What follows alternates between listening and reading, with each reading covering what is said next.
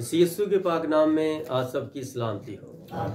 Okay, आए हम बड़ी आजिज़ी के सारी के साथ मुकद्दस यिर्मयाह नबी की मार्फत लिखा गया पाक कलाम उसका 50वां बाब और उसकी पहली आयत से लेकर 3री आयत तक और फिर 17वीं आयत से लेकर 20वीं आयत तक पढ़ेंगे और उसके बाद हम आगे जाएंगे। यिर्मयाह नबी की मार्फत लिखा गया पाक कलाम और उसका 50वां बाब उसकी पहली 3 आयत और फिर 17वीं आयत से लेकर 20वीं आयत तक। हालेलुया।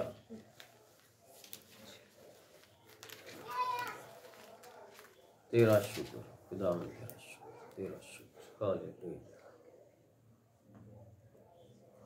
पहली 3 फी 17वीं से 20वीं आयत तक। हालेलुया। सब तवज्जो कीजिएगा।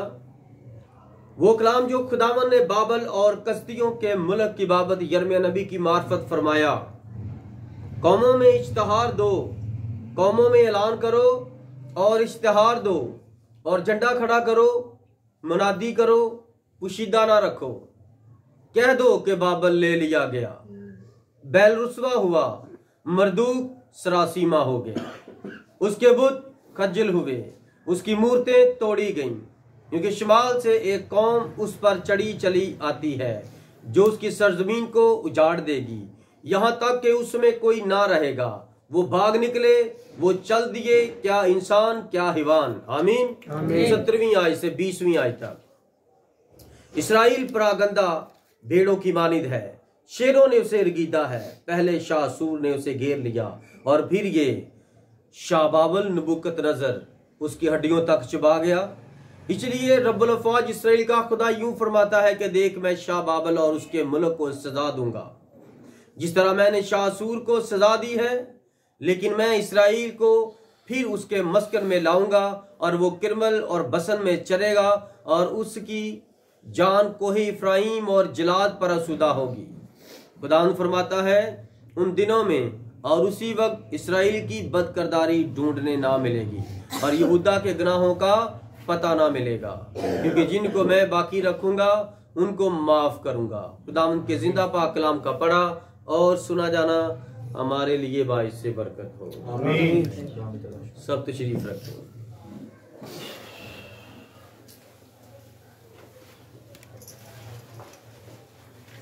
हालेलुया। इस किताब मुकद्दस के लिए एक अनवान तजवीज़ करते हैं, बाबल की बर्बादी, बाबल की बर्बादी, इसराइल की बहाली। बाबल की बर्बादी, इसराइल की बहाली। खुदावंद के जिंदा पाक कलाम में से यिर्मयाह नबी, दर्द रखने वाला नबी, इसराइल के लिए खुदा से पैगाम लेकर आने वाला नबी, इसराइल की सलामती के लिए खुदा के आगे मिन्नतें इल्तिजाएं करने वाला नबी। हमें इस नबी को अपनी जिंदगी का हिस्सा बनाना चाहिए। हमें इस नबी के कलाम से खुदावन की इन बातों को हमेशा याद रखना चाहिए। खुदावन के इन जलाली कामों को, जो उसका कहर गजब है और जो इसराइल पर उसका फजल है, हमें इससे बरकत पानी है। आज हम सीखेंगे कि खुदा किस तरह अपने लोगों को दुरुस्त करता है। खुदा तंबी करता है, खुदा माफ करता है और खुदा सजा देता है और सजा में फिर उनको माफी देकर जजा देता है। हालेलुया। जब पहली असीरी इसराइल की थी, वो थी 400 साल की। कितनी थी? 400 साल इसराइल मिस्र के अंदर गुलाम था। कहां पर था गुलाम? और मिस्र का मतलब है, मिस्र का मतलब ही है गुलामी का घर। यह बाइबल की लुगात है। बाइबल की जो ग्रामर हमें बयान करती है, जो खुदा का कलाम है, वो इसके बाबत कहता है कि मिस्र गुलामी का घर है। मिस्र का मतलब गुलामी का घर। और वहां पर खुदा के लोग गुलाम रहेंगे, ये पहले ही खुदावंद पाक यीशु ने अपने नबी इब्राहिम से वादा किया था और उसे पहले ही बता दिया था कि मैं तेरी नस्ल को जो आसमान के सितारों की इमारत में बढ़ाऊंगा मैं उस नस्ल को 400 साल एक गैर मुल्क में गुलाम रखूंगा और फिर मैं उनको याद करूंगा और फिर मैं उनको छुड़ाऊंगा अपने जोरे बाजू से। अब यहां पर एक सवाल उठता है, नबी कह सकता है, ऐ मेरे खुदावन, तू मेरी नस्ल को सितारों की मानद बढ़ा भी देगा और उनको तू वहां पर गुलाम भी रखेगा, तू 400 साल तू उनको गुलाम रखेगा, तो खुदा ये क्यों तू ऐसे कर रहा है? तू मेरी नस्ल को यहीं पर आजादी दे दे, मैं तेरी ताबेदारी करता हूं, तेरी वफादारी करता हूं। हमारी जिंदगी में भी ऐसे होता है ना, हम जो बड़ा अच्छा करता है हम कहा था बुरा ही होता है। हम फिर कहते हैं मेरे साथ ही ऐसे होना, यार मैं इतनी दुआ करता हूं, यार मैं इतनी परस्तिश करता हूं, मैं खुदा का काम सारा करता हूं, फिर भी मेरे साथ ही ऐसे होता है। तो आप जो मर्जी करें, खुदा का जो मंसूबा बनाए आलम से पेशतर आपके लिए लिखा है वो होना है। क्योंकि अगर खुदा आपके जाहिर बातिन को ना जानता हो तो वो तो खुदा नहीं है। इससे पहले कि खुदा ने जमीन और आसमान और एटम और एक जर्रा बनाया, उसने पहले ही आपको बनाया और आपको आपकी किताब में लिख दिया कि आपकी जिंदगी में क्या क्या अच्छा क्या क्या बुरा होगा, क्या कुछ आप खुदा के लिए शैतान के लिए करोगे, ये खुदा ने पहले लिख दिया था। इसलिए आज हमारे पास ये कलाम है खुदा का, और कलाम ये बयान करता है कि मैं तेरी नस्ल को, ऐ इब्राहिम, मैं तेरी नस्ल को गैर कौम में 400 साल की गुलामी में रखूंगा। सो खुदा ने वहां पर उसकी नस्ल को बढ़ाया, और वहां पर इससे पहले कि वो नस्ल बर्बाद होती, गुलाम बनती, वहां पर खुदा ने अपने नबी को, यूसुफ नबी को सरफराजी बख्शी, जो कि आपके और मेरे खुदा यीशु मसीह का एक आला नमूना है, इसराइल का एक ऐसा चश्मो चिराग जो खुदा यीशु मसीह को पूरा पूरा पेश करता है। तो जिस तरह वहां पर मिस्र की बादशाही नबी के हाथों में आ गई, नबी जो फरमाता वही करता, वही होता, इसी तरह जब वो नबी रास्तों से गुजरता तो उसके आगे मुनादी की जाती। और हम जब हमारे खुदावंद यीशु मसीह 1000 साल बादशाह में निकलेंगे तो उसके आगे आगे मुनादी की जाएगी। और अब भी उसके आने से पहले, उसके आगे आगे, अभी वो आ रहा है ना, हम उसके आगे आगे मुनादी कर रहे हैं। आमीन, हालेलुया। क्या लिखा है? कौमों में ऐलान करो और इश्तिहार दो, झंडा खड़ा करो, मुनादी करो, पुशीदाना रखो, कुछ नहीं छुपाना, कुछ भी नहीं जो हम छुपा कर करें, सरेआम करो, ललकारो, जिंदगी और मौत का मालिक और खालिक खुदा है। आप मत डरे कि मैं खुदा का कलाम सुनाऊंगा तो मैं मर जाऊंगा। अरे मर नहीं जाएगा, कलाम सुनाने से तुझे जिंदगी मिल जाएगी। कोई अस्पतालों में तड़प तड़प के मर जाता है और कोई घर में बीमारियों से तड़प तड़प के मर जाता है। क्या यह मुनासिब नहीं कि हम खुदा के कलाम के लिए सरेआम मर जाए? Hallelujah, hallelujah. और ये यिर्मयाह नबी के मार्फत कलाम किसको फरमा रहा है? वो कलाम जो खुदावन ने बाबल और कसदियों के मुल्क की बाबत यिर्मयाह नबी की मार्फत फरमाया।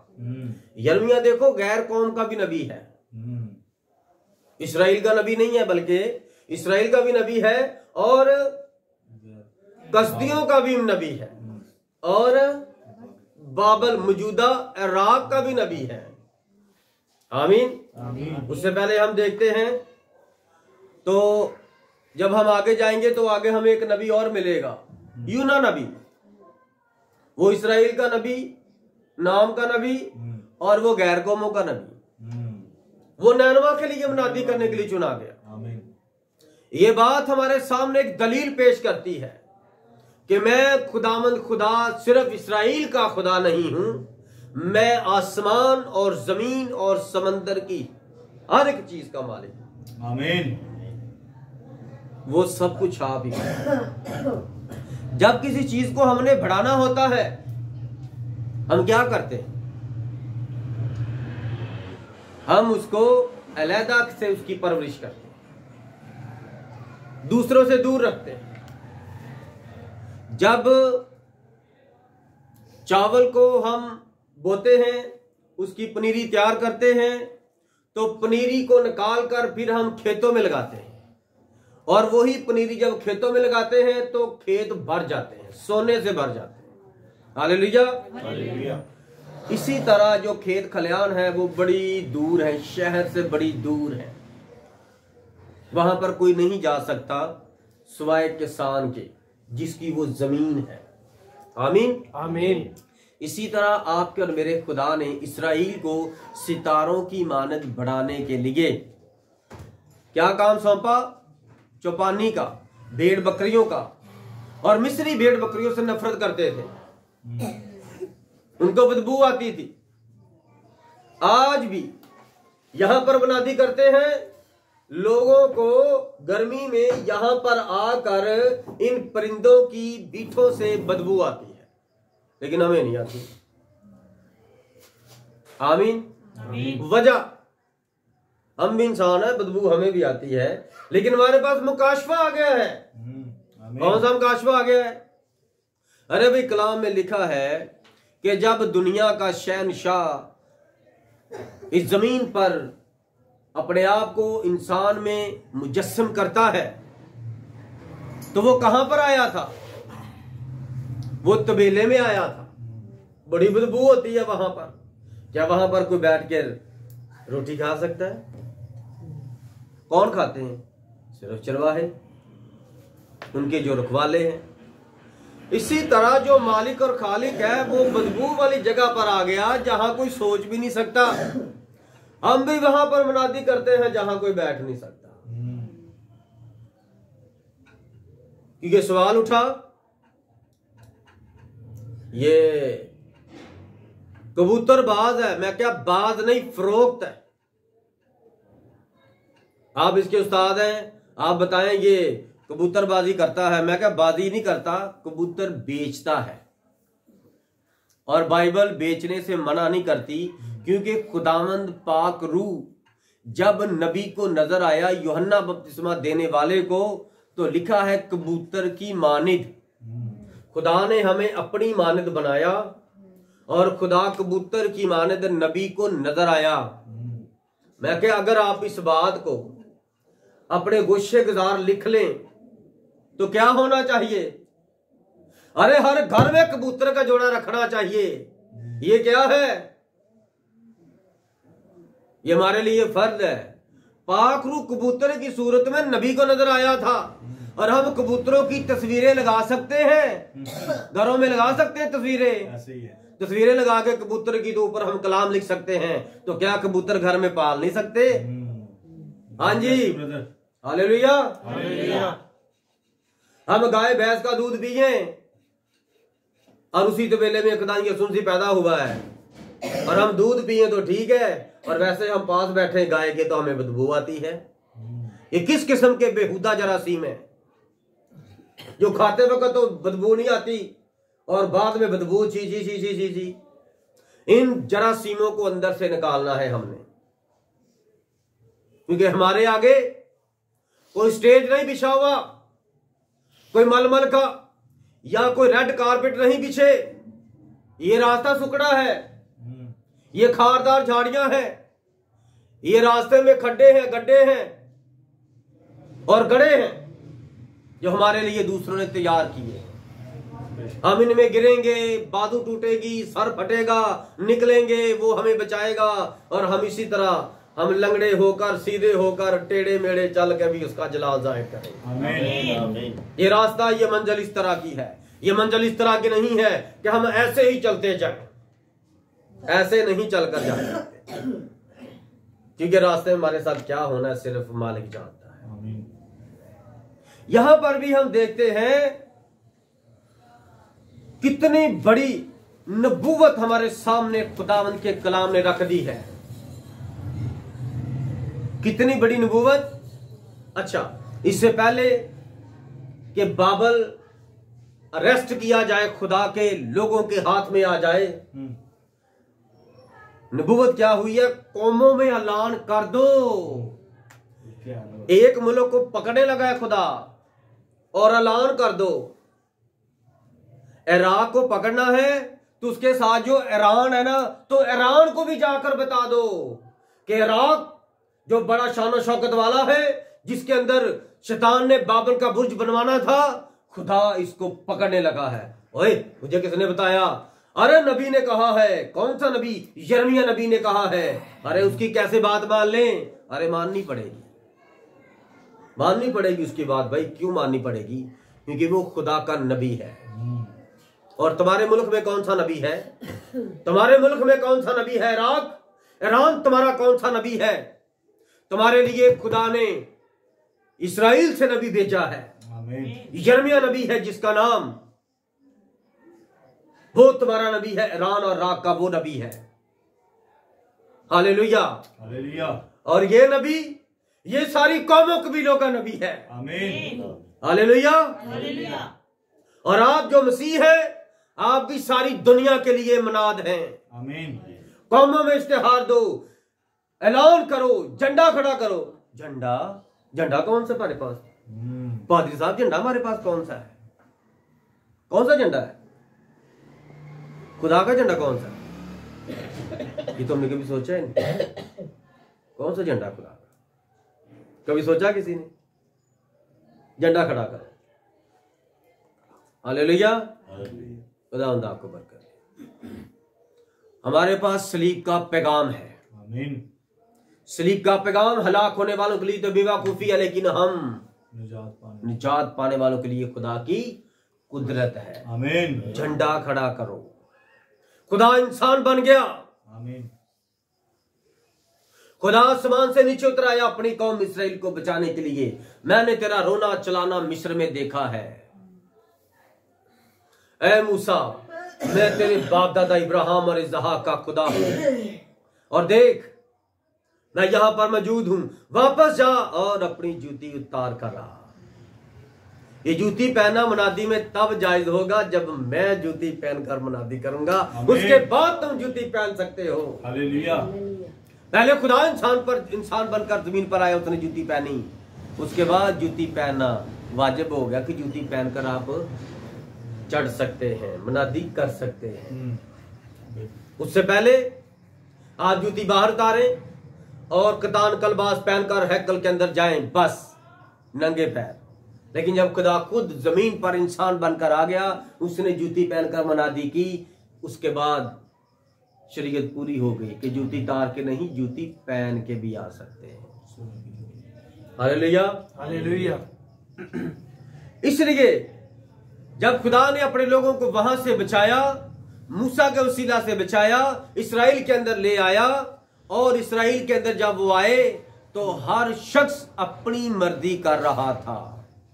इस्राएल के अंदर खुदा की कुदरत से, उसके जोरे बाजू से इस्राएल के अंदर उनको जगह मिरास में मिल गई। जो उन्होंने जगह बनाई नहीं थी, जो जगह उन्होंने कभी खरीदी नहीं थी, खुदा ने उनको वो जगह वापस दिला दी। उनके बाप दादा की जगह थी। तो एक कहावत है,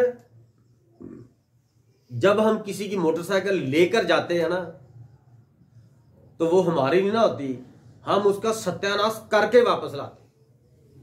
और फिर वापस उसका सत्यानाश करके भी ले आए, उसका पेट्रोल भी जाया कर दिया, और फिर हम उसके साथ अकड़ते भी हैं। वो चेक करता है मोटरसाइकिल, कहता है वो यार ये क्या किया है, यार के तूने ये तोड़ दिया है, वो यार क्या हो गया, एक्सीडेंट हो गया था यार, मैं बड़ी मुश्किल से बचा हूं, वो यार ध्यान से चलाना था, इसमें तेल था 2 लीटर तेल, यार बस मैं थोड़ा सा आगे चला गया, बस ले लेना पैसे यार, मुझसे कोई मसला नहीं। ये क्या यार दादागिरी है। आए तू किसी की चीज लेकर जाता है, उसके अंदर पेट्रोल है या नहीं है, तू उसके अंदर पेट्रोल डलवा, ताकि जितना उसके अंदर था वो उसको मिले और तू अपना लगा कर जाए। ये है मुनासिब। लेकिन इस्राएल ने जब वो जगह ले ली तो उनको एहसास नहीं होता था। उनके बाप दादा की जगह थी, जो उन्होंने कमाई करके वो जगह बनाई हो, उन्होंने वहां पर एक ईंट भी नहीं लगाई थी, और इब्राहिम ने भी वहां पर कोई काम नहीं किया, सिर्फ वो वहां पर परदेसी था, वहां से गुजरा था, वहां पर रहा था, खैमा लगाया था। खुदा ने फरमाया जिस जगह पर तू खड़ा है मैं ये जगह तेरी नस्ल को दे दूंगा अबद तक। इब्राहिम ने कोई काम किया वहां पर? सिर्फ वहां पर एक खेत खरीदा था जहां पर उसने अपनी बीवी को दफन किया था, मुगारा का खेत। हालेलुया। सिर्फ वो इसराइल के अंदर थोड़ी सी जगह थी जो इब्राहिम ने खरीदी थी, बाकी खुदा ने इसको सारी जगह दे दी थी पहले। इसलिए जब आपके पास कुछ चीज आ जाती है खुदा की तरफ से, आप उसकी बेरुखी करते हो। इसराइलियों ने खुदा की जगह की बड़ी बेरुखी। हर बंदा अपनी अपनी मर्जी से इसराइल के अंदर रह रहे हैं। इसराइल के साथ साथ जितने भी गैर कौम लोग थे, गैर कौमें थी, वो उनकी बेटियों को, बीवियों को फंसाते, उनके साथ शादियां करते, उनको इसराइल के अंदर लाते, अपनी बेटियां उनको देते। तो सारी नस्ल जो थी ना खुदा की, वो उन्होंने गलत मलत कर दी, सारी नस्ल तबाह कर दी, खुदा उनसे जुदा हो गया। यहां तक लाने के लिए मैं आपको पीछे से स्टार्ट किया है। पहले भी ये सीरी थी 400 साल की, और ये सीरी है 70 साल की। हालेलुया। ये 70 साल की सीरी है। इसलिए मेरे अजीजों, जब 400 साल की सीरी से वापस आए तो उन्होंने इस तरह खुदा के जगह के साथ इस तरह उसकी बेहुरमती की, इसराइल की मुकद्दस सरजमीन की। वहां पर उन्होंने बहुत ही गंदे काम और उनके खुदाओं को, उनके देवताओं को अपने इस मुकद्दस सरजमीन में इसराइल के अंदर निस्ब करवा दिया, और हर एक ने उनकी पूजा की। और बुतों की पूजा करना यह है रूहानी ज़नाकारी, क्योंकि बुत तो कोई चीज नहीं है। उनके अंदर एक रूह है, बुरी शैतान की रूह, जो उनके अंदर आकर बोलती है और उनके आगे लोग झुकते हैं, और पीछे वो शैतान उनके काम करता है, करवाता है। तो लोग समझते हैं ये बुत कर रहा है, इसलिए वो रूह है और ये रूहानी ज़नाकारी है, क्योंकि खुदावंद खुदा खुद पाक रूह है और वही सारे काम करता है। और वो इतना बड़ा पाक रूह है, इतना बड़ा पाक रूह है कि आसमानों के आसमानों में वो समा नहीं सकता, इतना बड़ा पाक रूह है। और वो मसीह यीशु में एक मुजस्सम इंसान बन गया हमें बचाने के लिए। हालेलुया। इसलिए खुदा ने जब वहां पर उनको बचाया और वहां पर उनकी बातों, खसलतों की वजह से छोड़ दिया, तो सब अपने अपने काम कर रहे हैं। फिर एक वक्त आया, खुदा ने बाबल को, किसको? खुदा ने यिर्मयाह नबी की मार्फत फरमाया कि बाबल इसराइल को तबाह कर देगा, और बाबल खुदा के हाथ में सोने का प्याला है। बाबल खुदा का काम कर रहा है, असूर का बादशाह खुदा का काम कर रहा है। और खुदा का कलाम इन्हें क्या फरमाता है? शेरों ने उसे रगीदा। ये खुदा के शेर हैं। कौन कौन? शाह बाबल, ईरान का बादशाह, और दूसरे नंबर पर शाह असूर। असूर का जो दारुल खिलाफा था, नैनवा था।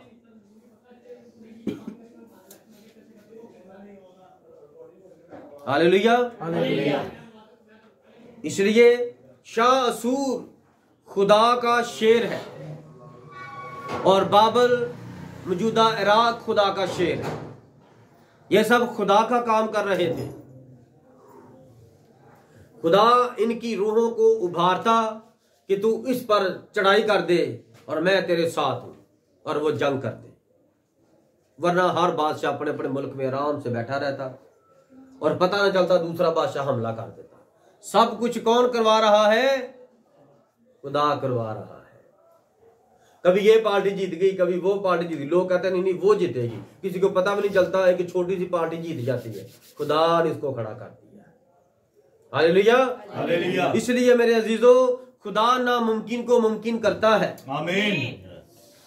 और बड़ा नाम था उस दौर में किसका? इसराइल का। क्योंकि खुदा ने इसराइल को सजा क्यों दी?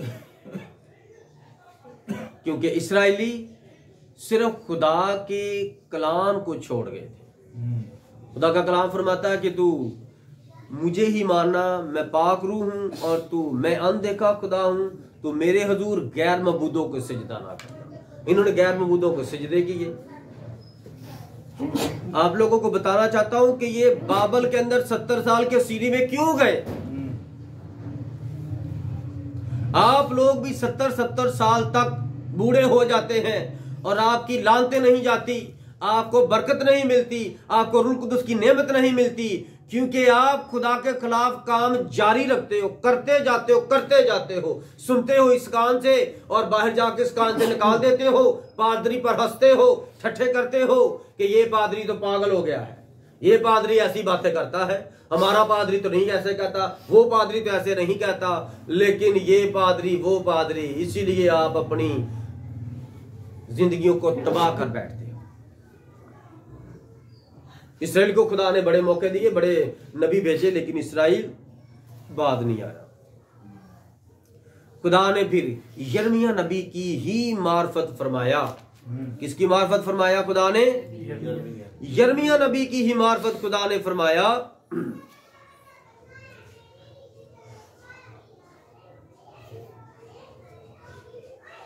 कि खुदा क्या करेगा।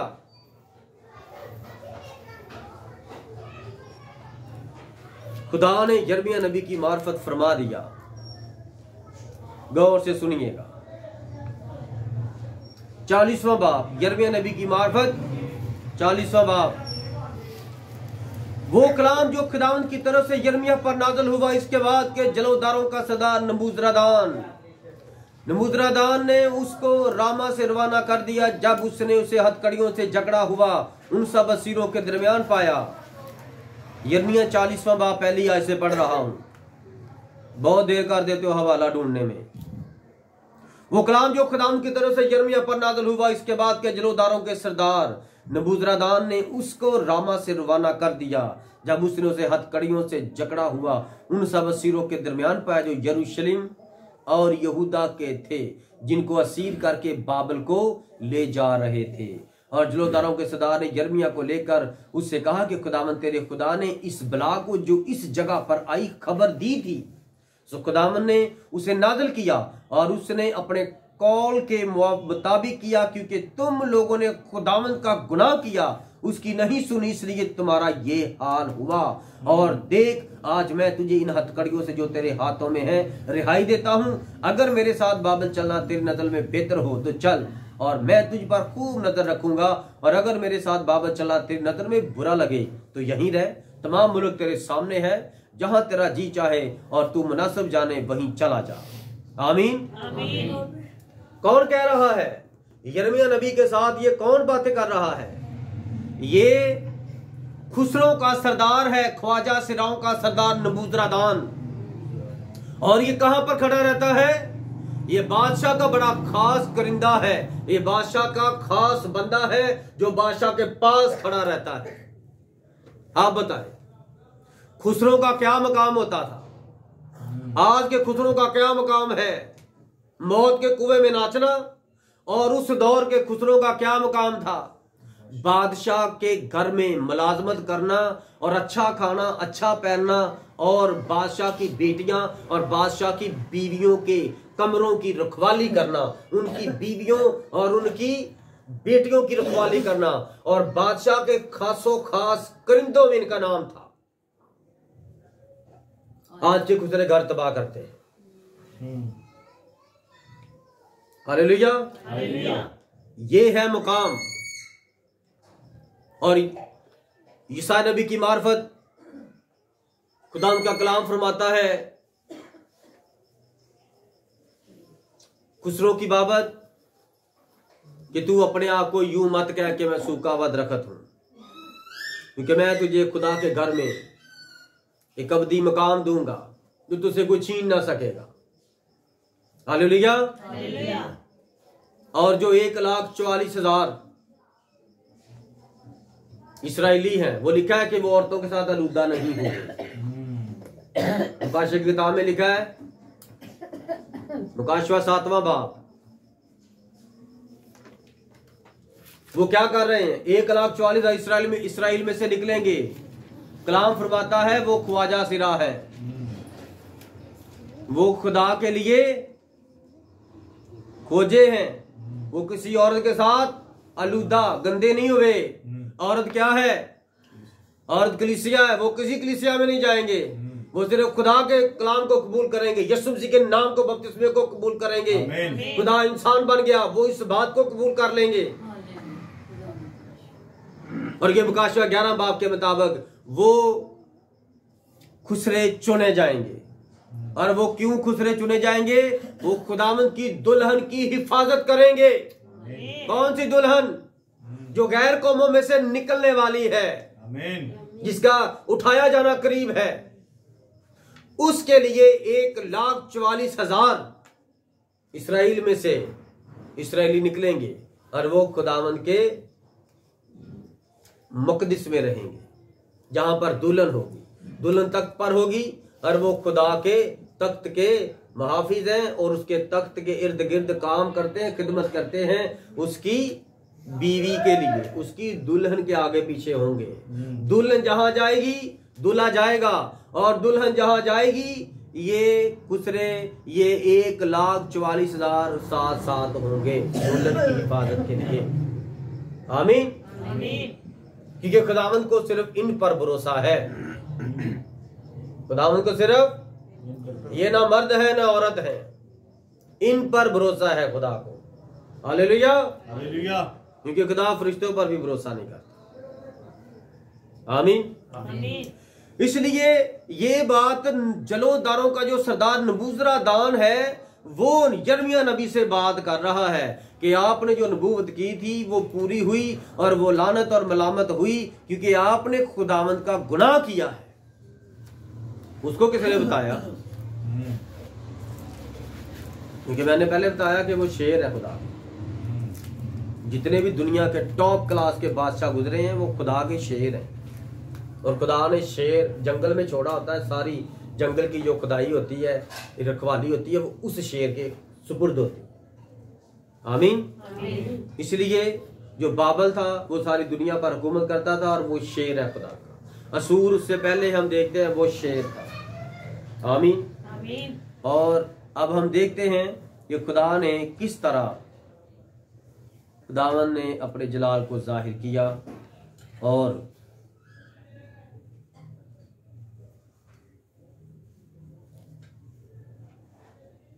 फिर उसने नबी की हथकड़ियां खोल दी हैं, नबी की इज्जत कर रहा है। कहता देख, अगर तेरी मर्जी हो तो यहां रह जा इस्राएल के अंदर, तेरी मर्जी हो तो उधर बाबल में जाकर रह, तेरी मर्जी है। और मैं तुझ पर नजर रखूंगा, बुरी नहीं, हिफाजत वाली तुझ पर नजर रखूंगा। जो कुछ तुझे चाहिए होगा वो तुझे मिलेगा, क्योंकि बादशाह का हुक्म है कि तू नबी है, जो कुछ तूने फरमाया था वो पूरा हुआ है। हालेलुया। देखो गैर कौम के लोग बादशाह नबियों की बात का कितना लिहाज एहतराम करते थे, और आपको बताते हैं ना नबी ने ऐसे कहा, नबी ने ऐसे कहा, आप दिल में हंसते हो, ये क्या ड्रामेबाजियां लगा के बैठ गए हैं, ये कहां से नबी हो गया, ये कहां से नबी हो गया। तो जैसे अब दुनिया है ना, वैसे भी ऐसे दुनिया थी। जैसे ये नबी था वैसे यिर्मयाह नबी था। तब तो ऐसे किसी ने नहीं उनको कहा था। वो तो खुदा के कलाम की तज़ीम करते थे, खुदा के नबियों की तज़ीम करते थे। हमारे पास नबियों का वो कलाम है जो बड़ा मोतबर ठहरा। आमीन। और आपके सामने ये जो कलाम मैंने पेश किया है, 70 साल की ये सीरीज शुरू होने वाली है। 70 साल की ये सीरीज शुरू होने वाली है और नबूवत कर दी गई है और हमला हो गया है। और वो उनको पकड़कर कहाँ ले गए हैं? इस्राएलियों को जाकर उन्होंने असीर कर दिया है। कहाँ पर? बाबल में। अब बाबल का खुश होना बड़ा ही बेहतर है। 39वां बाब देखेंगे यिर्मयाह का। शाह यहूदा सिदकिया के 9वें बरस के 10वें महीने में शाह बाबल नबूकदनेस्सर अपनी तमाम फौज लेकर यरूशलेम पर चढ़ आया और उसका मुहासरा किया। सिदकिया के 11वें बरस के 4थे महीने की 9वीं तारीख को शहर की फसील में रखना हो गया। और शाह बाबल के सब सरदार यानी नीरगुल सराजर, समूगर नबू, सिमगर नबू, सरसकीम, ख्वाजा सिराओं का सरदार, नीरगुल सराजर मजूसियों का सरदार और शाह बाबल के बाकी सरदार दाखिल हुए और दरमियानी फाटक पर बैठे और शाह यहूदा सिदकिया और सब जंगी मर्द उनको देखकर भागे। देख लो, इस्राएली भाग गए उनको देखकर। क्यों? क्योंकि खुदा ने उनको ये इलाका दे दिया है। इस तरह होता था, एक फौज बड़ा नाम था तो वो दूसरी फौज को देखकर क्यों डर जाती थी? क्योंकि जिस फौज को खुदा उभारता, उसको ताकत देता, उसकी दहशत अगली फौज के दिल में डाल देता, वो डर के भाग जाते। उनके पास तलवारें भी होती, फौज भी होती, बंदे भी होते, सब कुछ होता, लेकिन खुदा उनके दिल औरतों की तरह कर देता, कमजोर दिल कर देता। वो लड़ तो रहे होते, लेकिन वो कहते बस बंदी बना लो, माफ कर दो, पकड़ लो मैं, बस इस तरह। आज भी ऐसे, आज जिसको कुछ नहीं समझते खुदा उसे खड़ा कर देता है, और फिर आप उसको बिल्कुल कुछ नहीं समझते, क्योंकि आप समझते कि ये तो शैतान है, इसके ये तो फ्राडिया है, हम इसको जानते हैं। कभी किसके खिलाफ मत बोले जब तक आपके पास कोई ठोस सबूत ना हो। सबूत के साथ बात करें। Hallelujah, hallelujah. इन तारीखों में उस दौर में यरूशलेम पर हमला हुआ और यरूशलेम की ईंट से ईंट बजा दी। सब भाग गए, बियाबानों में, जंगलों में सब भाग गए। और क्या हुआ? गौर से सुनिएगा। छठी आयत, और शाह बाबल ने सिदकिया के बेटों को रिबला में अपनी आंखों के सामने जिबा किया। क्या किया? इस्राएल के बादशाह के बेटों को उसने जिबा कर दिया, और यहूदा के सब शुरफा को भी कत्ल की। जितने भी शरीफ थे ना इस्राएल के अंदर, बादशाहों के साथ वजीर, बड़े बड़े रुतबों के मर्तबा, उनको भी कत्ल कर दिया। और उसने सिदकिया की आंखें निकाल डाली और बाबल को ले जाने के लिए उसे जंजीरों से झगड़ा। और कसदियों ने शाही महल को और लोगों के घरों को आग से जला दिया और यरूशलेम की फसील को गिरा दिया। इसके बाद जलोदारों का सरदार नबूजरदान बाकी लोगों को जो शहर में रह गए थे और उनको जो उसकी तरफ होकर उसके पास भाग आए थे, यानी कौम के साथ बाकी लोगों को सीर करके बाबल को ले गया। पर कौम के मस्कीनों को जिनके पास कुछ ना था, जिलोदारों के सरदार नबूजरदान ने यहूदा के मुल्क में रहने दिया और उसी वक्त उनको पाकिस्तान और खेत बख्शे। जो बड़े गरीब मस्कीन थे उन्होंने कहा इनको क्या लेके जाना, ये तो पहले भी गरीब थे, अब भी गरीब हैं, इनको एक दबका मारो तो ये मारे ही हैं। उन्होंने जो बाकी खेत खलियान थे इस्राएल के उनको दे दिए, इनकी रखवाली करो, खाओ पियो। और जो उनके मालिक थे उनको वो पकड़कर ले गए, रास्ते में जाकर आधे कत्ल कर दिए और आधों को उधर जाकर उन्होंने बंद कर दिया। और जिस वक्त का बादशाह था सिदकिया, उसकी आंखें निकाल डाली और अंधे बंदे को जंजीरों में जकड़ कर ले गए, अंधा हो गया। अब उसको आप वैसे भी छोड़ दो तो वो क्या लड़ेगा, लेकिन फिर भी अंधा करके आंखें निकाल के आंखें उसकी फेंक दी जंगल में, और उसको जाकर अंधे को उसी वक्त आंखें निकाल के हाथों में बेड़ियां डाल दी, और ऐसे पैदल इस्राइल से बाबल तक उसको पैदल सफर करा के सजा के तौर पर ले गए। सोचें कैसी अजियत होगी। जो खुदा के खिलाफ काम करता है खुदा उसको बख्शता नहीं है। सोच समझ कर मुंह खोला करें खुदा के कलाम के खिलाफ। हमारे पास खुदा का कलाम है। अगर दूसरी तंजीमें, दूसरे पादरी, बिशप हजरात अगर नहीं आपको कलाम पढ़ के सुनाते तो वो हमारा कसूर नहीं या उनका कसूर है। आप उनसे सवाल कर सकते हैं कि आपके पास यही कलाम है, आप क्यों नहीं ये कलाम सुनाते हमें। जब कलाम कहता कि औरत बाल लंबे रखे, तो आप कौन होते हैं कि औरत को कहते हैं बाल काट कर रखे। और पादी साहब आपकी बीवी ने बाल क्यों काटे हैं? क्यों डैनों की तरह, चड़ेलों की तरह लंबे लंबे नेर रखे हैं? क्यों फैशन करती हैं आपकी बीवियां, जिनको देखकर हमारी बेटियां खराब होती हैं? ये आप सवाल उनसे करें। ये मेरा कलाम नहीं है, ये यिर्मयाह का कलाम नहीं था, ये खुदावंद यीशु का पैगाम था जो उसने बाबलियों को दिया और बाबलियों ने आमीन किया। अगर आप भी आमीन करेंगे तो आप भी बरकत पाएंगे। पर आमीन करता कोई नहीं है। आमीन आमीन करता कोई नहीं। आमीन का मतलब ऐसा ही हो, जैसा कह रहे हम वैसा करेंगे। कोई बहन साबित कर दे कि मैं ना जब से मसीह में आई हूं मैंने सुर्खी नहीं लगाई। कोई बहन साबित कर दे। ये जितने भी सुन रहे हैं मेरा नंबर भी ले लेना, चैलेंज है मेरा। कोई बहन जो कहती है कि मैं बदल गई हूं, कि मैंने ना उसके बाद लेंथ लगाए हैं, ना मैंने सुर्खी पाउडर लगाया, ना बाल काटे या ना ट्रिमिंग की है। कोई औरत मुझे बता दे कि मैं आमीन करती हूँ। 6 महीने तक आमीन आमीन आमीन, 6 महीने बाद जब शादी आती है ना, उनको देखो कैसे लगती हैं, हिंदुस्तान की देवियां लगती हैं, देवियां। ये पादरियों को फजूल उन्होंने पागल बनाया है। भाई साहब मैं तो बहुत अच्छी हो गई हूँ, मैं तो कलाम पर पूरा पूरा अमल कर रही हूँ, मैं तो अब ये लगाती नहीं हूँ, मैं तो फैशन नहीं करती। फैशन उनका देखना तो फिर जाकर देखो जब वो शादियों में जाती हैं, किसी प्रोग्राम में जाती हैं, कैसे तैयार होती है, क्या करती है। तो ये क्या है, ये खुदा को नाचीज जानती हैं औरतें। औरत कलीसिया है, औरतें सारी कलीसिया है, ये नाचीज जानती हैं, खुदा को ठट्ठों में उड़ाती हैं।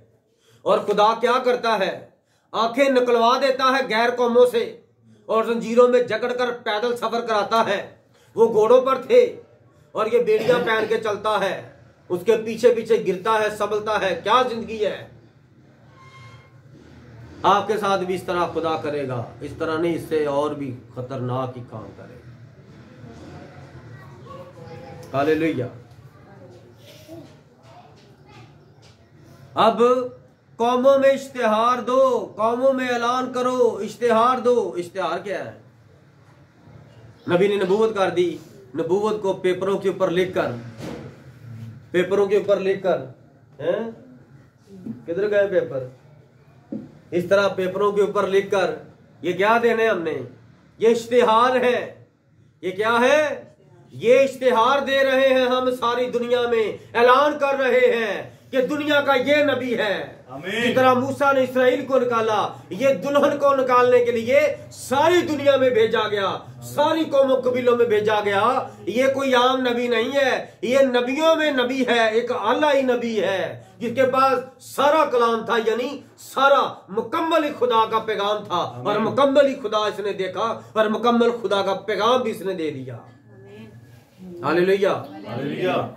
इसलिए हमारे पास ये पैगाम है, हम ये इश्तिहार जगह जगह पर दे रहे हैं, सारी दुनिया में यही छपते जा रहे हैं। ये नबी का पैगाम जो खुदा ने दिया है इसी तरह छपता जा रहा है, सारी दुनिया में जा रहा है, और अब मिस्र में भी जा रहा है और अरब में भी जा रहा है। प्रेज दिलाओ। हर जुबान पर ये कलाम जो नबी ने दिया है इंग्लिश में, ये हर जुबान में ट्रांसलेट होकर सारी दुनिया में जा रहा है। इसी को पढ़कर हम बदले हैं, इसी को पढ़कर सब बदलेंगे।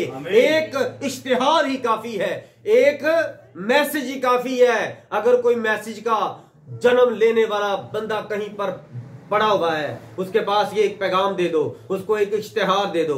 इश्तिहार लगाते हैं ना जगह जगह पर, अगले महीने की 2 तारीख को ये प्रोग्राम होगा, अगले हफ्ते की 2 तारीख को, 6 तारीख को, 12 तारीख को रात को 7 बजे हमारे चर्च में सबको दावत दी जाती है। ये इश्तिहार है कि जिसने नहीं पढ़ा वो भी चलता चलता ये इश्तिहार पढ़ ले। और ये इश्तिहार है, नेट पर भी पढ़े हैं, घरों में भी पढ़े हैं, जगह जगह पर पढ़े हैं, और मैसी के चर्चों में भी पढ़े हैं। जिसको जो चाहिए ये ले। ये आखिरी वक्त का पैगाम है और ये खुदावंद का पैगाम है जो ब्रदर ब्रानम के वसीला से दिया गया है। आमीन। हालेलुया। हालेलुया। इसलिए मेरे अजीजों, झंडा खड़ा करो, मनादी करो, पुशीदा ना रखो, कह दो कि बाबल ले लिया गया। जिस बाबल ने इसराइलियों के साथ बुरा किया 70 साल तक, नबी ने कहा कि 70 साल आप ना इसराइलियों बाबल के अंदर कैद में रहोगे। लेकिन इसराइली माने नहीं, इसराइली मानते नहीं थे।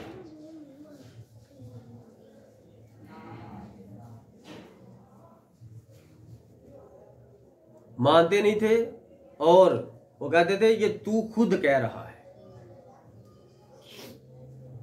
तू खुद कह रहा है, खुदा ने ऐसे नहीं कहा, इसलिए हम तुझे संसार कर देंगे। और खुदा ने जब अपने नबी को ये बातें बताई तो नबी ने जाकर इस्राएल के अंदर मनादी की कि खुदा का कलाम फरमाता है कि मैं तुझे बाबल में ले जाऊंगा और बाबल में 70 साल तक तुम्हें मैं असीरी में रखूंगा। लेकिन उन्होंने कहा तू झूठा है, तू झूठा नबी है, तू झूठ बोलता है, हम इस्राएली हैं, हमारा खुदा हमारे साथ है। वो नहीं माने। लेकिन यिर्मयाह 29वां बाब, वहां पर खुदा क्या फरमाता है, 4 आयत से, रब्बुल अफ़वाज इस्राएल का खुदा उन सब सीरों से जिनको मैंने यरूशलेम से सीर करवा कर बाबल भेजा है, यूं फरमाता है, तुम घर बनाओ और उनमें बसो और बाग लगाओ और उनका फल खाओ, बीवियां करो ताकि तुमसे बेटे बेटियां पैदा हों, और अपने बेटों के लिए बीवियां लो और अपनी बेटियां शौहरों को दो ताकि उनसे बेटे बेटियां पैदा हों और तुम वहां फलो फूलो और कम ना हो।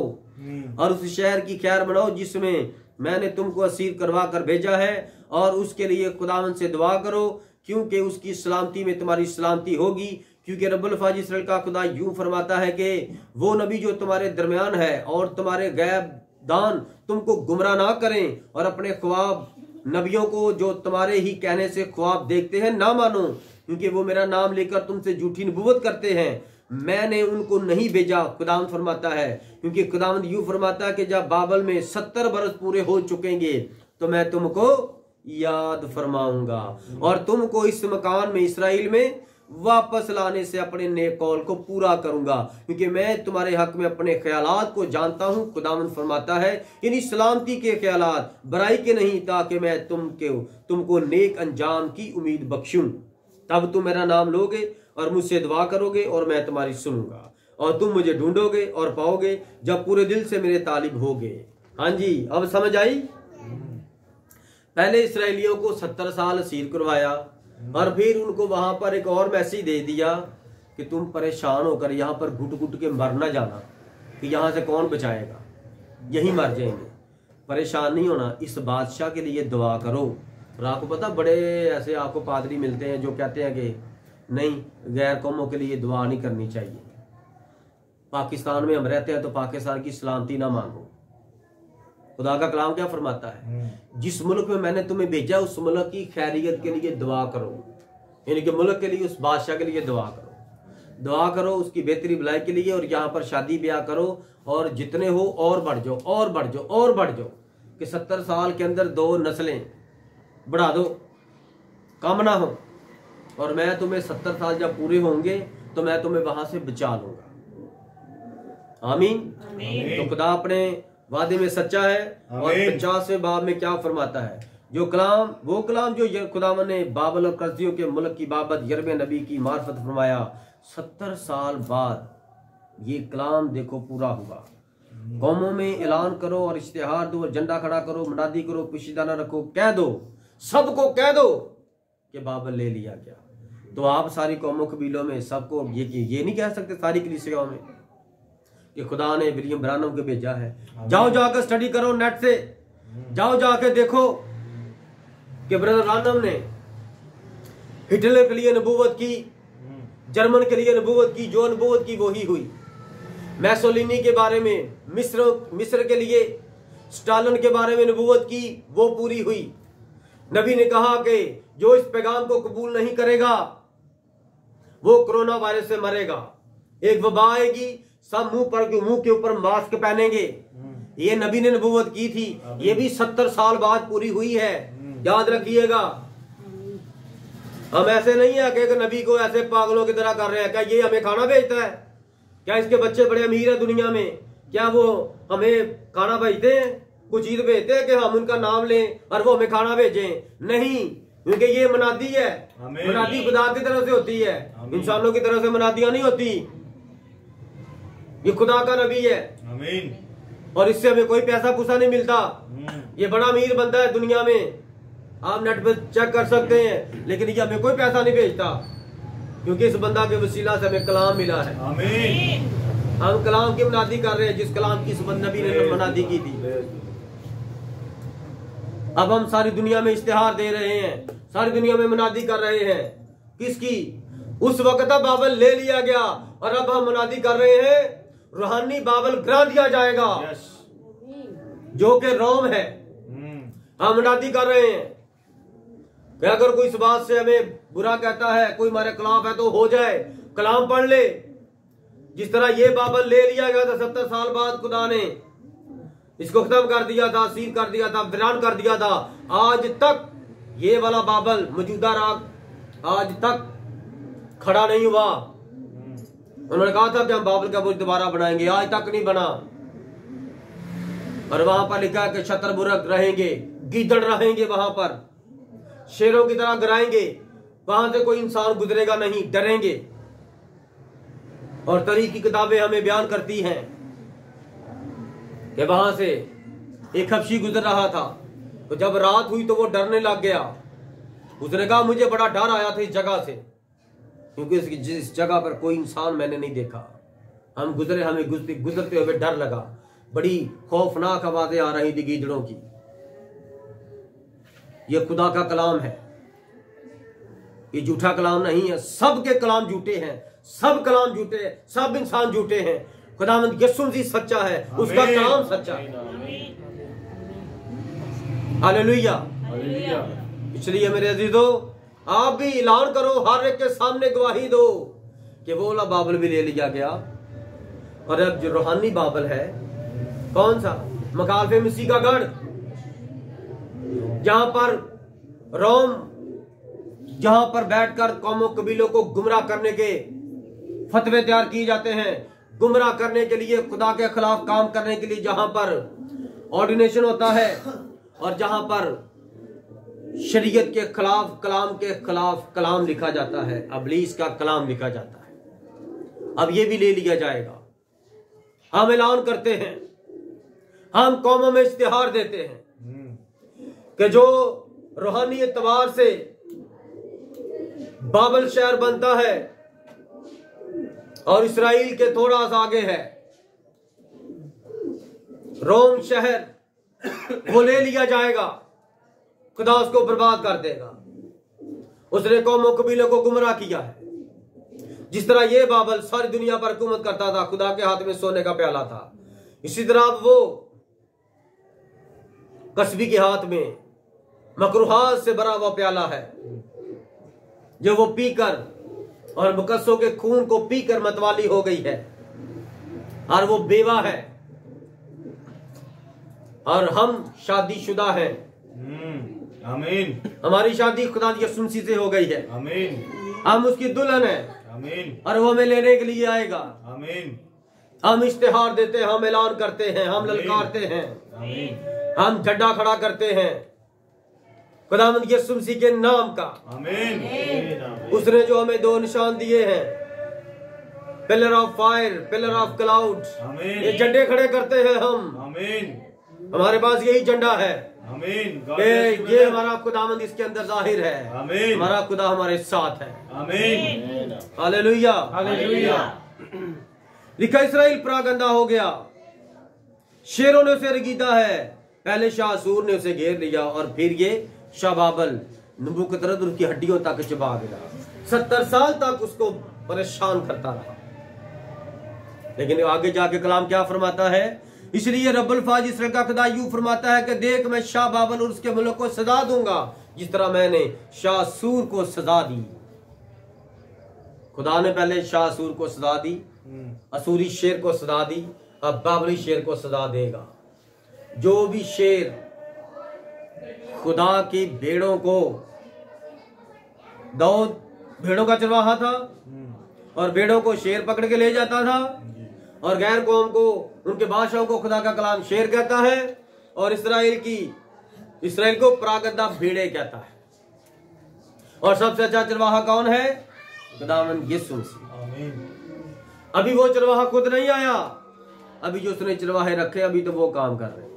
उनसे भी जो शेर ले जाते हैं, उन शेरों से वापस सबसे अच्छा चरवाहा जो खुद खुदावंद खुदा है वो बचाता है।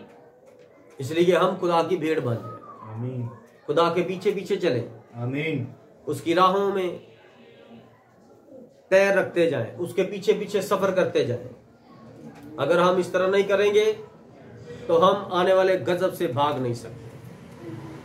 लेकिन मैं इसराइल को फिर उसके मस्कों में लाऊंगा और वो किरमल और बसन में चलेगा, और उसकी जान को इफ्राइम और जलाद पर असुदा होगी। कहां पर खुदा उनको वापस लेकर जाएगा? 70 साल की सीरी से इसराइल के अंदर, इफ्राइम के अंदर, जलाद के अंदर, किरमल में बसर में इस्राएली भेड़ें चलेंगी। यहां पर से वो सीधी होकर बाबल में आ गई थी। इसलिए खुदा के लिए जिए, खुदा के लिए मरें, खुदा के लिए जिंदगी में कुछ करें। खुदावंद ही खुदा है। आमीन। अगर आप इस तरह नहीं करेंगे तो मेरे अजीजों, वो आपको कभी पसंद नहीं करेगा, क्योंकि आप कहते हैं लेकिन आप करते नहीं। आसमान पर कोई सुर्खी नहीं मिलेगा, आसमान पर कोई कैंची नहीं होगी कि आप थोड़ी थोड़ी, मैं तो पाजी साहब बात थोड़े से जो मेरे दो मुंह वाले बाल हो जाते हैं ना, उनकी ट्रिमिंग करती हूँ। आसमान पर कोई कैंची नहीं होगी कि आपके बाल ट्रिम हो जाए। कलाम मुकद्दस में लिखा है, चीता अपने काले काले जो निशान है, चीता अपने निशान को और हबशी अपनी खाल को कभी वाइट नहीं कर सकता, कभी चेंज नहीं कर सकता। लेकिन इंसान ऐसा बदबख्त इंसान है, अगर वो थोड़ा सा काला है तो वो फार्मूले ढूंढने शुरू कर देगा, मैं वाइट हो जाऊं, मैं वाइट हो जाऊं। ये बदबख्ती है, ये खुदा के खिलाफ है। जब खुदा ने मुझे ऐसा बना दिया है तो मैं अब मुंह के ऊपर क्या तरह तरह के केमिकल लगा के अपना सत्यानाश करूं, क्या मैं खुदा के खिलाफ नहीं कर रहा? बोले इस्राएली भी खुदा को छोड़कर बुत परस्ती कर रहे थे कि नहीं नहीं, ये नजर आता है ये खुदा है, हमारा खुदा तो नजर नहीं आता, ये तो नजर आता है। बस फिर नजर नहीं ना जो आता वही काम करता है। Hallelujah, hallelujah. और बाद बंदे अपनी बीवियों को इजाजत देते हैं। एक केस मेरे पास आया, उसकी मिसेज ने कहा, मेरे मियाँ ने कहा कि कोई गल नहीं, तू थोड़ा थोड़ा कर लिया कर। मैं जहां पर मनादी के लिए जाता था ना, बैरिया टाउन, वहां पर एक केस मेरे पास आया। मैं क्या आप अपनी बीवी को मना नहीं करते? जी बहन, ये आपका मियाँ खादम है तो ये आपको मना नहीं करता?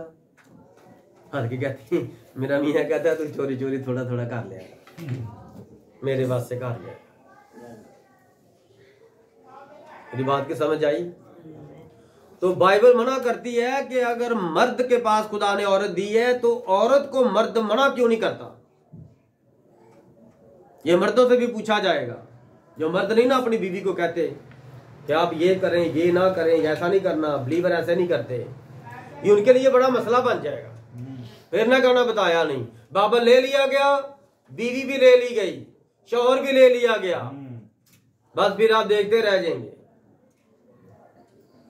आपके पैसा भी खुदा ले लेगा, आपके पास कुछ भी नहीं रहेगा।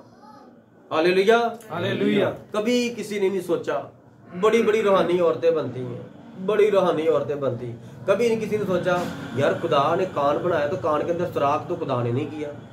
अगर खुदा इतने इतने ये सुराख कर सकता है, ये इतना मोटा सुराख, ये मुंह गला सुराख कर सकता है, तो कानों में सुराख नहीं खुदा कर सकता? तो कान में सुराख 1 2 3 4, ये शैतान सुराख करता है कानों में। जो खुदा ने सुराख इंसान के अंदर बना दिए, बस वही काफी है। और कोई अगर उसके अलावा को सुराख करता है तो वो शैतान है।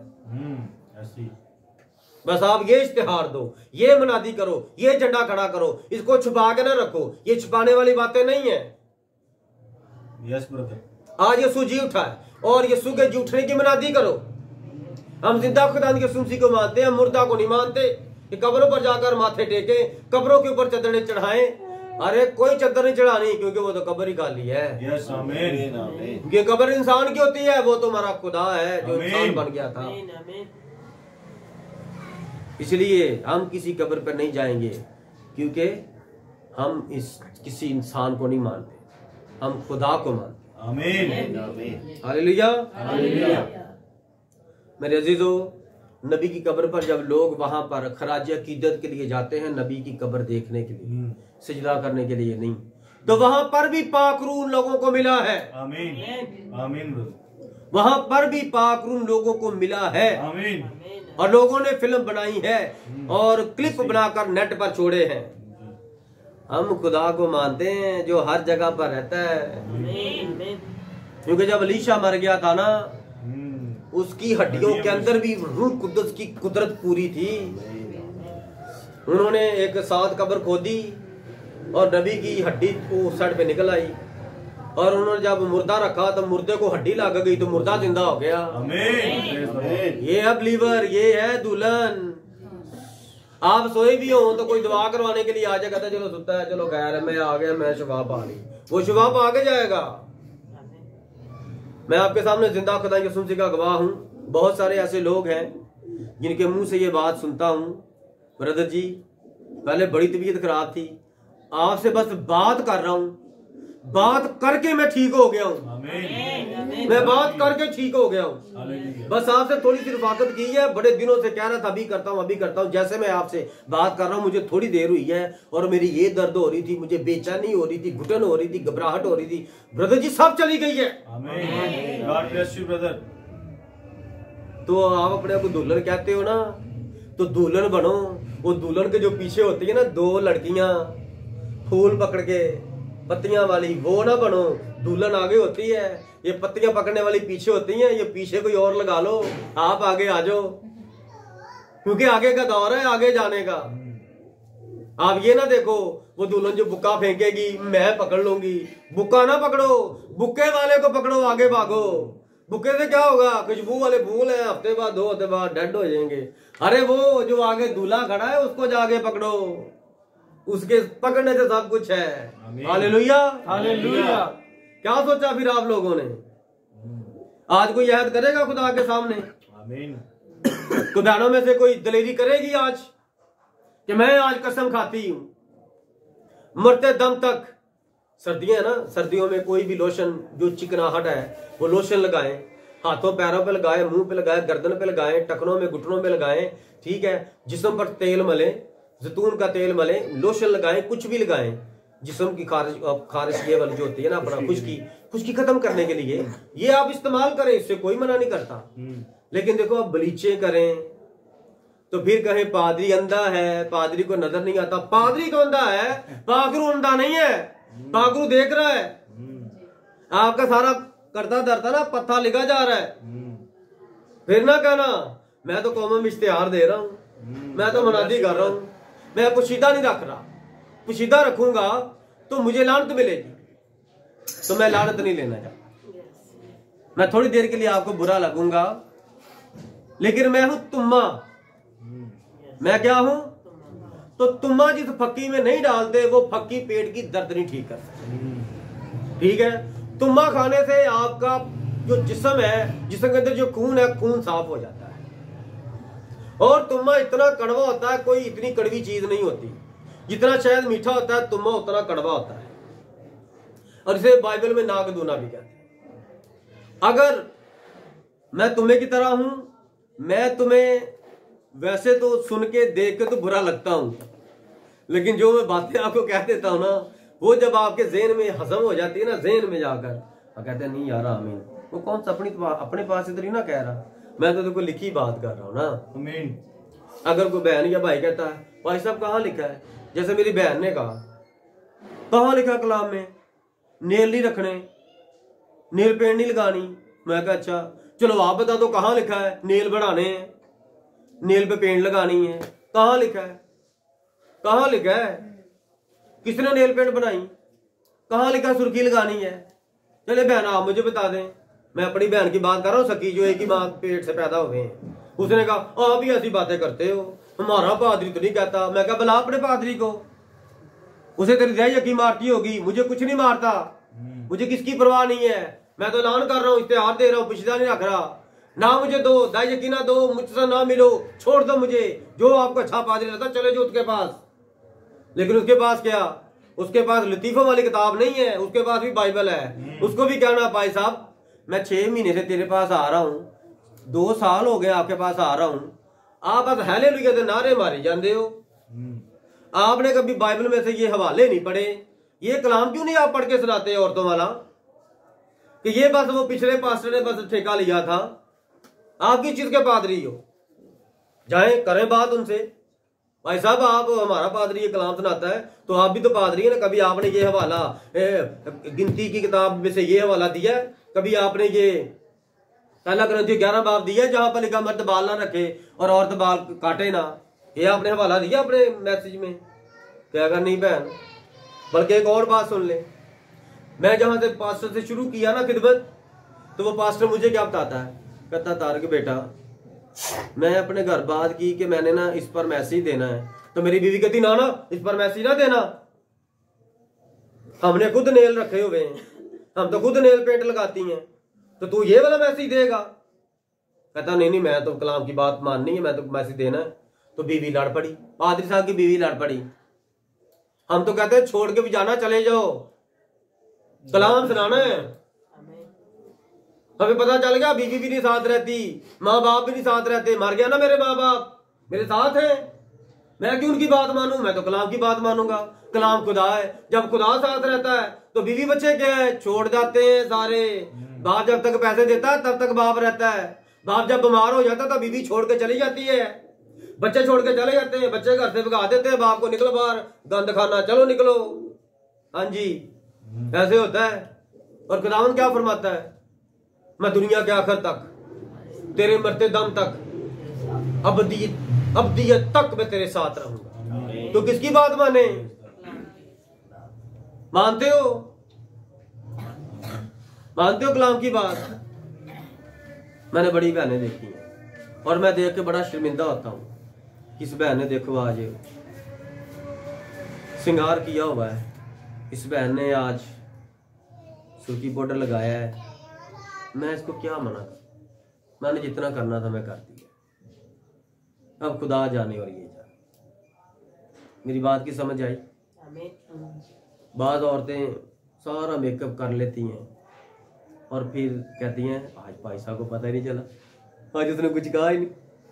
पादरी अपनी बात में, अपनी जात में खुद ही शर्मिंदा है, आपको क्या कहे, बड़ा कह लिया, बड़ा कह लिया, बरूल खुद आपको कहेगा। जब मुंह के ऊपर वो काले काले धब्बे पड़ जाते हैं ना, फिर आपको समझ आती है वो क्या होता है, खुदा की तरफ से होता है, याद रखना। खून की खराबी होती है, फिर कोई मेडिसिन काम नहीं करता, फिर कोई मेडिसिन काम नहीं करता। इसलिए मेरे अजीजों खुदा की इज्जत करो, किसी पादरी की इज्जत ना करो, मेरी भी इज्जत ना करो। मैं मिट्टी हूं, मैं कुछ भी नहीं हूं, लेकिन मैं जो कलाम सुनाता हूं वो सब कुछ है। मैं आपको हमेशा की जिंदगी दिलाने का इश्तिहार दे रहा हूं। मैं नहीं चाहता कि आप यहां बस आते रहो, आते रहो, आते रहो, मुझे हदिया नजराने देते रहो। भाई आप मुझे दे रहे हो तो मैं उसका अजर भी आपको दे रहा हूं। मैं आपके सामने आपको बचाने के लिए उसका जिंदा कलाम भी तो आपके सामने रखता हूं। आमीन आमीन। मैं अपना हक लेता हूं तो आपका हक मैं देता भी हूं। हालेलुया। और मर्द हैं वो अपनी औरतों को मना नहीं करते, उन मर्दों से भी पूरा साफ हो। यहाँ पर है कोई मर्द जो अपनी बीवी पर कोई हिसाब किताब पूरा रखता है कोई मर्द यहाँ पर जो अपनी बीवी को कहे खबरदार ये बातें कलाम मना करता, तूने नहीं करनी। आमीन ब्रदर। है कोई मर्द मजमे में हाथ खड़ा कर रहे हो, सोच समझ के करता हूँ। ये नोट करना तुझे सबने आप, ओके। क्योंकि खुदावंद की अदालत है और ये खुदावंद का गुनाह है जो आप करोगे, और खुदावंद ही फिर इसको पूछगिछ करेगा, सोच समझ के। और कोई, और जो बहनें और भाई नहीं ना है उन तक भी ये मैसेज पहुंचाओ कि कौन है जो दावा करे कि आज के बाद मेरी बीवी सिंपल सादा रहेगी। बाल छोटे हैं तो छोटे ही हैं, बाल लंबे हैं तो लंबे ही हैं। तेल लगाओ, खाओ पियो, बाल लंबे करो, घने करो, स्याह करो। खूबसूरती किसी चीज जेवर की मुताज नहीं होती। खूबसूरती अगर औरतों, बहनों, बेटियों अगर श्रृंगार करना है तो खुदा के कलाम का करो। कलाम कहता मुझसे सुरमा लेकर आंखों में डालो, आंखें आपकी बड़ी खूबसूरत लगेंगी, और मुझसे सोना ले लो, गरीब नहीं रहोगे। लोग तो इतने से टोटे, मासा तोला है, 1 तोला 2 तोला, तोला तोला।